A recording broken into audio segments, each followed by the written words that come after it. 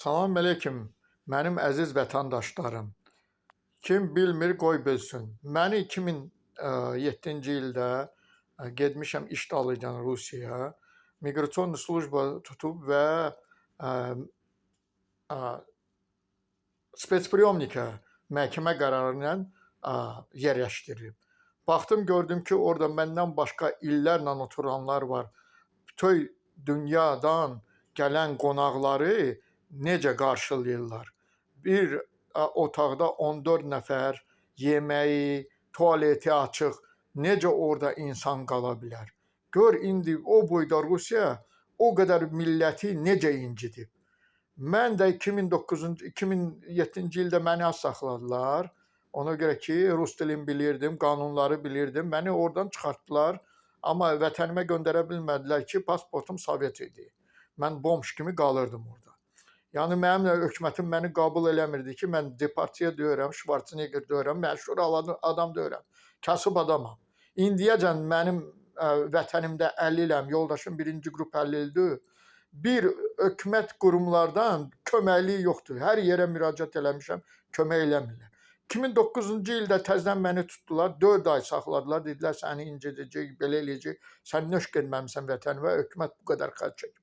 Hökumət bu qədər xərc çəkib, məni düz vətənimə göndərərdi. Məni nəyə görə çıxardıb 42 gün saxlayaq? Ona görə ki, mənimlə mübarizə eləyə bilmirlər. Amma mən tək mübarizə eləyir, risk elədim. Bir ölkənin prezidenti bu işi görə bilməzdi. Bir insan hüquqları görə bilməzdi. Mən öz vətənimə gəldim, öz prezident qəbuluna getdim, dedim bizim vətəndaşlarımız öndə. Allah'a şükür elə sən gəlmisən. İnsan hüquqlara müraciət eləmişəm, Allah'a şükür sən gəlmişəm. Milli Məclisə müraciət eləmişəm, Allah'a şükür elə sən gəlmisən. Bəs biz, bunlar nəyə görə qoyulub? Onlara nəyə görə prezident maaş verir? Mənim başım çıxmır. Mənim hüquqlarımı qorumayandan sonra onlar o işlərdən nəyə oturmalıdır? Mən hamısının işləri görməliyəm. Azərbaycanda da insan hüquqlarını mən müdafiə eləyirəm. Rusiyada da insan hüquqlarını mən müdafiə eləyirəm.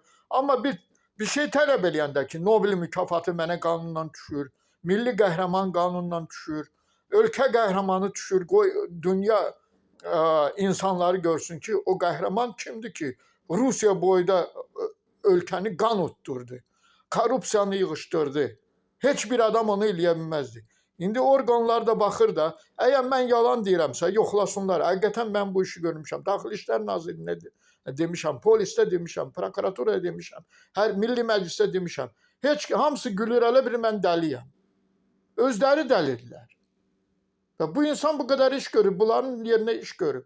Nəyə görə bunlar köməklik eləmək istəmirlər ki, bu insan əgər risk eləyib, öz həyatını təhlükəyə qoyub, bunlar oturublar, havayı maaşı alıblar. Bunların yerinə iş görmüşəm, insan hüquqlarının, prezident administrasiyasının, Milli Məclisin, Nazirlər Kabinetinin. Bəs onlar müraciət eləyə bilərdilər Rusiya hökumətinə ki, siz bizim vətəndaşımızı nöş incidmişsiniz orada. Mən xahiş edirəm, artıq dərəcədə. Mənə nə mükafatlar düşür, Azərbaycan hökuməti mənə köməklik eləsin, mən alım Nobel mükafatı, milli qəhrəman Azərbaycan üzrə, milli qəhrəman Rusiya üzrə. Ona görə mən dünya vətəndaşları xilas eləmişəm korrupsiyadan, işgəncədən, qulluqdan. Heç bir adam onu risk eləyib eləməzdi. O boyda Rusiya ilə 30 ildir Azərbaycan bacarmırdı, o da bilmirdi. Nətər oldu? Mən təkliyimi ilə 9 il orada mübarizə elədim, sonra mənə göndərdilər vətənimə ki, vaxtında getmək istəmirdi, indi göndərir. Belə biabırçılıq olmaz axı. İnsan hüquqlarına müraciət edirəm, deyir, biz onların işinə qarışa bilmərik. Nəyə görə? Siz qarışa bilməzsiniz. Bəs siz nə işə qarışa bilərsiniz? Əgər o işə qarışa bilməzsiniz, siz nə iş görə bilərsiniz? Siz onda heç nəsiniz. Çox sağ ol. Xahiş edirəm. Köməkli eləyin. Kim bu intervyunu görür, köməkli, kimin imkanı var, köməkli eləsin ki, bu adları həqiqətən mən alım. Ona görə ki, mən həyatımı riskə qoymuşam. Təhlükədə olmuşam. Məni öldürə də bilərdilər. Həyatdan məhv eləyə bilərdilər.